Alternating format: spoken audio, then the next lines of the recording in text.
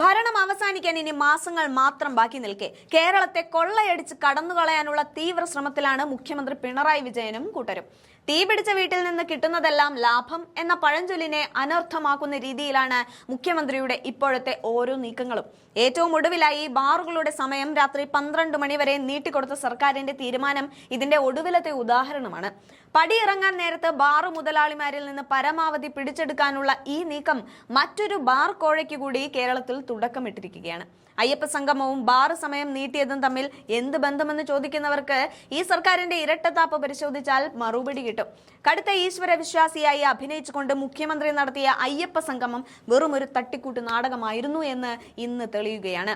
കാലാകാലങ്ങളായി ശബരിമലയെയും അയ്യപ്പനെയും പുച്ഛിച്ച് തള്ളിയിരുന്ന മുഖ്യമന്ത്രി 2 ദിവസത്തേക്ക് ജനങ്ങളെ പറ്റിക്കാൻ വേണ്ടി അയ്യപ്പ ചരിത്രവും ഭഗവത്ഗീതയും വരെ കാണാപാഠം പഠിച്ചു വന്നു. പക്ഷേ ആ ഭക്തിക്ക് പിന്നിൽ കോടികളുടെ അഴിമതിയായിരുന്നു ലക്ഷ്യം. നടക്കാത്ത ഭജനയുടെ പേരിൽ 8 ലക്ഷം രൂപ എഴുതിയെടുത്തപ്പോൾ ആ പാട്ടുകാർക്ക് എത്ര രൂപ നൽകി എന്നതിന് ഒരു രേഖയുമില്ല.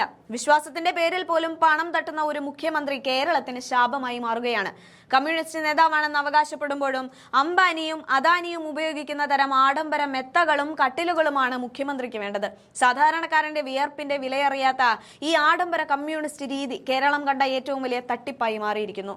പോകുന്ന പോക്കിൽ തന്റെ സ്വന്തം ബിനാമി കമ്പനിയായ ഊരാളുങ്കൽ സൊസൈറ്റിക്ക് ടെൻഡർ പോലും വിളിക്കാതെ കോടികളുടെ വർക്കുകൾ വാരിക്കുരി നൽകുകയാണ്. എന്നാൽ ശബരിമലയുമായി ബന്ധപ്പെട്ട തട്ടിപ്പുകൾ പുറത്തു വന്നതോടെ മുഖ്യമന്ത്രിയുടെ അടിത്തറ ഇളകിയിരിക്കുകയാണ്. അയ്യപ്പന്റെ സ്വർണം മോഷ്ടിച്ച കേസിൽ പ്രമുഖ CPM നേതാക്കൾ ഒന്നൊന്നായി ജയിലിലേക്ക് പോകുമ്പോൾ അടുത്ത ഊഴം മുഖ്യമന്ത്രിയുടേതാണെന്ന സൂചനകളാണ് പുറത്തു വരുന്നത്.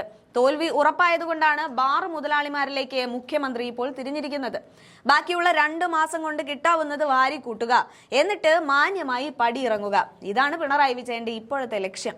കയറി ചെന്ന ഒരിടത്തും അഴിമതി നടത്താതെ മടങ്ങിയിട്ടില്ലാത്ത ഈ മുഖ്യമന്ത്രിയുടെ ഭരണം കേരളത്തിന്റെ ചരിത്രത്തിലെ കറുത്ത അധ്യായമായി മാറും. വോട്ട് നൽകി അധികാരത്തിലെത്തിയ ജനങ്ങളെ വിഡ്ഢികളാക്കി അധികാരമൊഴിയാൻ സ്വയം തയ്യാറെടുത്തു കഴിഞ്ഞു എന്നതിന്റെ സൂചനകളാണ് ഇപ്പോൾ പുറത്തുവരുന്ന ഓരോ തീരുമാനങ്ങളും.